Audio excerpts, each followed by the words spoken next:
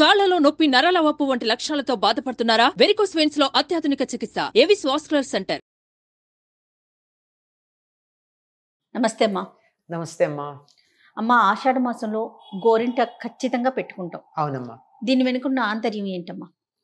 ఏదో ఒక మాట అంటారు, ఆషాఢ మాసంలో గోరింటాకు అత్తారింటికి వెడుతుంది అని. అంతే. అవును. అది అత్తారింటికి వెళ్ళడమేమో కానీ అమ్మాయిలు సాధారణంగా పుట్టింటికి వెడుతూ ఉంటారు. అవును. అక్కడికి వెళ్ళి గోరింటాకు పెట్టుకుంటూ ఉంటారు. పుట్టింట్లో కానీ అత్తగారింట్లో కానీ. ఒకవేళ ప్రత్యేక వెళ్ళరుగా, ఎక్కడ పెట్టుకున్నా ఆషాఢ మాసంలో గోరింటాకు రాను రాను అది పండడం తగ్గుతుంది. అవును. మొదట్లో పండినట్టుగా తర్వాత పండదు. కారణం ఏమిటంటే దాని మీద వాన పడుతూ ఉంటే ఆకులో ఉన్నటువంటి ఎర్ర రంగుని ఇచ్చే రసం కాస్త వానకి కారిపోతూ ఉంటుంది. ఓ వారం రోజులు వరుసగా వాన పడకుండా ఉంటే అప్పుడు పండుతుంది. దీనికి మన వాళ్ళు రకరకాల కారణాలు చెప్తూ ఉంటారు. గోరింటాకు పెట్టుకుంటే చెయ్యి ఎట్లా పండిందో దాన్ని బట్టి భర్తకి నీ మీద ఎంత ప్రేమ ఉంది, దాన్ని రివర్స్లో చెప్పేవాళ్ళు కూడా ఉన్నారు. ఎందుకు పండడం ఎక్కువ తక్కువ ఎందుకు ఉంటుందంటే, వారం రోజులు గనక వరుసగా వాన పడకుండా ఉన్నట్టయితే ఆ గోరింటాకు బాగా పండుతుంది. అంతేకాకుండా గోరింటాకు పండడం అనేది మనిషి యొక్క తత్వాన్ని బట్టి కూడా ఉంటుంది. కాస్త వేడి తత్వం ఉన్నటువంటి వాళ్ళకి బాగా పండుతుంది. అంత వేడి ఉండదు. కొంతమంది వాత, శ్లేష్మ ఇత్యాది తత్వాలు ఉంటాయి కదా, అట్లాంటి వాళ్ళకు కొంచెం తక్కువ పండుతుంది. ఏది ఏమైనా పండడం అయితే మానదు, ఎర్రబడుతూ ఉంటుంది. దీనికి ఎందుకు ఇంత ప్రాధాన్యం ఉంది తప్పనిసరిగా అంటే, గోరింటాకు మనకి ప్రకృతి ప్రసాదించినటువంటి ఒక అద్భుతమైనటువంటి వరం. ఇది ఔషధి మొక్కల్లో ప్రధానమైన స్థానంలో ఉన్న వాటిల్లో ఒకటి. చాలా ఔషధీ గుణాలు ఉన్నాయి. పైగా ఇది ప్రకృతి ప్రసాదించినటువంటి సహజమైన రంగు కూడా. అవును. ఇప్పుడు గోరింటాకు అంటే చేతులకే పెట్టుకుంటున్నాం, కానీ ఎక్కడ పెట్టాలి? గోరు అనే పేరే ఉంది అందులో. నఖరంజని అంటారు సంస్కృతంలో దీన్ని. నఖం అంటే గోరు, నఖరంజని అంటే గోటికి ఎర్రదనాన్ని ఇచ్చేటటువంటిది అని. అంచేత గోళ్ళు ఎర్రగా పండుతాయి, అరచేతులు ఎర్రగా పండుతాయి, జుట్టు కూడా ఎర్రగా పండుతుంది. సహజమైనటువంటి రంగిది. దీంట్లో ఏ రకమైన రసాయన పదార్థాలు కలిసి లేనిది. అయితే ఈ పండడం అనేది శరీర తత్వాన్ని బట్టి ఈ ఉష్ణ లక్షణం కలిగినటువంటి వారికి ఎక్కువ పండుతుంది, లేని వాళ్ళకి తక్కువ పండుతుంది. ఎందుకు పెట్టుకుంటాం? ఎక్కువ తక్కువ సమస్య కాకుండా ఏం చెప్తారు? మొత్తం అంతా కాకపోయినా అరచేతుల్లో, అరకాళ్లల్లో తప్పనిసరిగా పెట్టుకోమంటారు. పాదాల పైన పెట్టుకున్నా లేకపోయినా పాదాల అడుగున పెట్టుకోమంటారు, అరచేతుల్లో పెట్టుకోమంటారు. ఎందుకంటే జ్యేష్ఠమాసం వరకు వేసవికాలం. వేసవికాలంలో బాగా శరీరం వేడెక్కుంటుంది, ఉష్ణాన్ని గ్రహించి ఉంటుంది. హఠాత్తుగా వానలు పడుతూ ఉంటాయి. ఈ వానల మధ్యలో ఏముంది? అటు వేడి ఉంది, ఇటు వాన పడి వాతావరణం చిత్తడి అంటారే, అట్లా చెమటలు పడుతూ చికాకుగా ఉంటుంది. ఇటువంటి సమయంలో లోపల ఉన్నటువంటి ఉష్ణాన్నంతా గ్రహించి వానలు పడుతూ ఉన్నప్పుడు మన శరీరాన్ని దానికి సంసిద్ధం చేస్తుంది. అంటే శరీరానికి సమస్థితిని తీసుకొస్తుంది. అందువల్ల గోరింటాకు పెట్టుకోవాలి. లోపల పెట్టుకోగానే గమనించండి, గోరింటాకు మనం కొన్నది కాదు, ఆకు మెహందీ అని చెప్పేది కోన్ కాకుండా ఆకు రుబ్బి చేతిలో కనుక పెట్టుకున్న కాసేపటికి చల్లగా అనిపించి చలి కూడా వేస్తుంది, జివ్వుమంటూ ఉంటుంది. అంటే లోపల ఉన్నటువంటి వేడినంతా అది గ్రహించి శరీరానికి చల్లదానాన్ని కలిగిస్తుంది. అందువల్ల గోరింటాకు పెట్టుకోమన్నారు. ఇది తత్వానికి సంబంధించింది అయితే, అంటే శరీర తత్వానికి సంబంధించింది అయితే, గోరింటాకు పెట్టుకోవడం వల్ల పిప్పిగోళ్ళు రావు, ఒండ్రు పొయ్యదు. పిప్పిగోళ్ళు అంటే తెలుసు కదండి, నీళ్లల్లో నిరంతరం పనిచేయడం వల్ల ఈ చిగుళ్ళ దగ్గర ఆ నీళ్లు నిలిచి అందులో కొంత మాలిన్యాలు నీళ్లల్లో కానీ పనిచేసేటప్పుడు వాటి వస్తువుల్లో కానీ ఉన్నటువంటి ఆ మాలిన్యాలు ఇక్కడ నిలిచి, ఆ మాలిన్యాలు నిలవడం వల్ల దాంట్లో నీళ్లు నిలిచి ఇదంతా కూడా పసపడుతూ ఉంటుంది. పిప్పిగోరు అంటారు. ఇది చేతులకు పట్టేది చాలా తక్కువ. పూర్వకాలం 24 గంటలు వంటిళ్లలోనే ఉండి పొద్దున్న నుంచి సాయంకాలం దాకా పొయ్యి మీద వంట చేసే ఆడవాళ్ళకే చేతులకి పిప్పిగోళ్ళు వచ్చేవి. కానీ ఎక్కువగా వచ్చేది కాళ్ళకి. ఈ కాళ్ళకు కూడా ఈ మధ్య కొంచెం తగ్గింది. పూర్వకాలం ఏముండేది, మట్టి ప్రదేశాల్లో వర్షాకాలంలో తిరుగుతూ ఉంటారు. తడి బట్టలని, నూతి దగ్గరికి వెళ్ళి నీళ్లు తెచ్చుకోవడం అని, కాలువ దగ్గరికి వెళ్ళి నీళ్లు తెచ్చుకోవడం అని, ఇల్లంతా మట్టి ఉండి వాటిల్లో తిరుగుతూ ఉన్నప్పుడు ఈ కాలి గోళ్ళని శుభ్రం చేసుకునేటటువంటి పద్ధతి చాలా తక్కువ అండి. చాలా కొద్ది మంది ఆ పని చేస్తారు.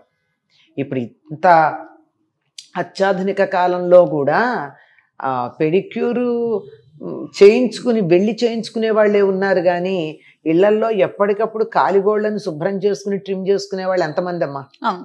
తక్కువే.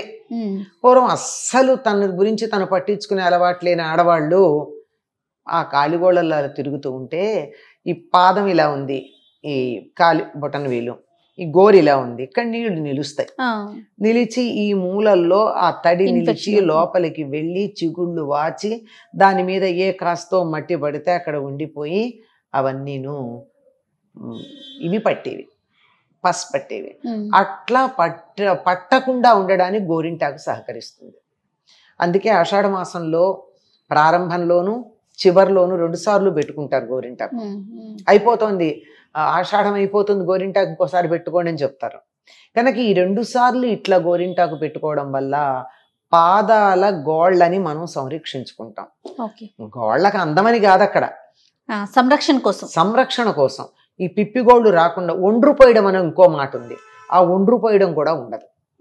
పైగా వీటికి నఖరంజని అనే పేరుందన్నాం కదా, ఆ రసాయనాలతో కూడినటువంటి నెయిల్ పాలిష్లు వేసుకోవాల్సిన పని లేకుండా చాలా అందంగా సహజంగా గోళ్ళకి రంగు కలిగించేటటువంటిది.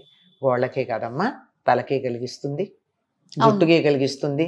ఇంకా మరి మనం చూసినట్టయితే గడ్డాలకు కూడా పెట్టుకునేటటువంటి వాళ్ళు ఉన్నారు. ఇంకొక విశేషం కూడా ఉంది దీనికి. పుట్టబోయేటటువంటి శిశువు మంచి రంగు ఉండాలి అంటే అప్పుడప్పుడు కాస్త నూరినటువంటి గోరింటాకు మింగాలట.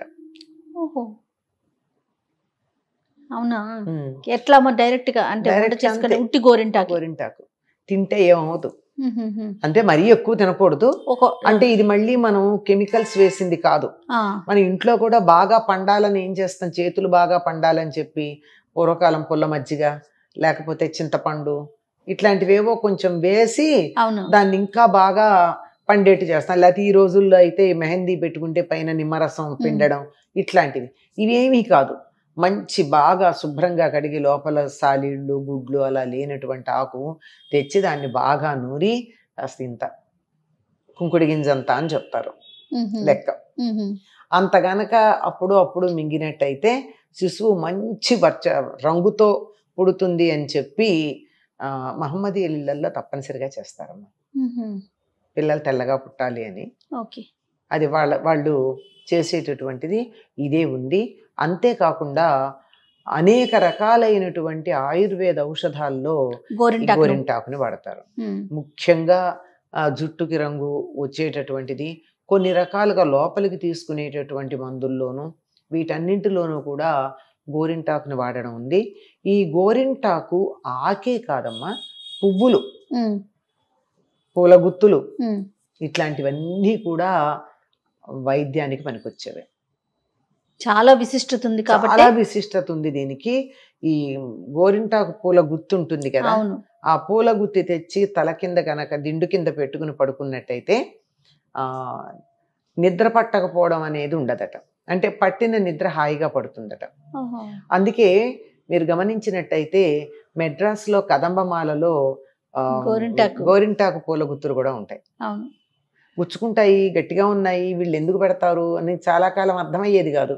ఎందుకు కదంబంలో ఈ గుచ్చుకునేటటువంటి దీన్ని పెట్టారు అంటే, ఇంత మాలలో అంత పూల గుత్తి కనుక ఉన్నట్టయితే అది తల్లో పెట్టుకుని పడుకుంటే నిద్ర పట్టలేదు, దుర్లాలి, అంతసేపు మంచం మీద పడుకుని ఎంతోసేపడదాకా నిద్ర రావటం లేదు, ఇలాంటి సమస్యలు ఉండవట. ఇన్ని విశేషాలు ఉన్నాయి గోరింటాకుకి. అందుకని స్త్రీలకి ప్రకృతి ఇచ్చిన వరాల్లో చాలా ప్రధానమైనదిగా గోరింటాకు గురించి చెప్పుకుంటారు. ఇంకా కొన్ని సందర్భాల్లో కూడా ఆ గోరింటాకుని చిన్న ఉండ చేసుకుని ఆడవాళ్ళు మింగడం అనేది మనం గమనిస్తాం. కొన్ని సందర్భాల్లో. ఓకే అమ్మా. అంచేత ఇన్ని ప్రయోజనాలు ఉన్నాయి. అందుకని దాని విలువ తెలియడానికి తప్పనిసరిగా ఆషాఢంలో పెట్టుకోండి. అంటే పుట్టింట్లో ఆషాఢంలో ఎందుకు అమ్మాయి అత్తవారింటికి వెళ్తుంది కదా, కన్న తల్లిలాగా నిన్ను చూసుకుంటుంది, గోరింటాకుంది, నువ్వు ప్రతేటా పెడతావో వెళ్ళవో పుట్టింటికి అనే కారణాలు ఉంటాయి, వెళ్ళలేకపోవచ్చు. అందువల్ల నువ్వు ఇక్కడున్న గోరింటాకుంది కనుక మీ అమ్మ నీ దగ్గర ఉన్నట్టే అని చెప్పడం అనమాట. ఆషాఢంలో తప్పకుండా పెట్టుకోమని. మళ్ళీ పాల్గొన మాసంలో పెట్టుకుంటారు, అది మనకెందుకో వాడకంలో లేదు. పాల్గొన మాసంలో కూడా గోరింటాకు తప్పనిసరిగా పెట్టుకోవాలని చెప్తారు. చాలా మంచి విషయాలు చెప్పారమ్మా. నమస్తే. నమస్తే అమ్మా.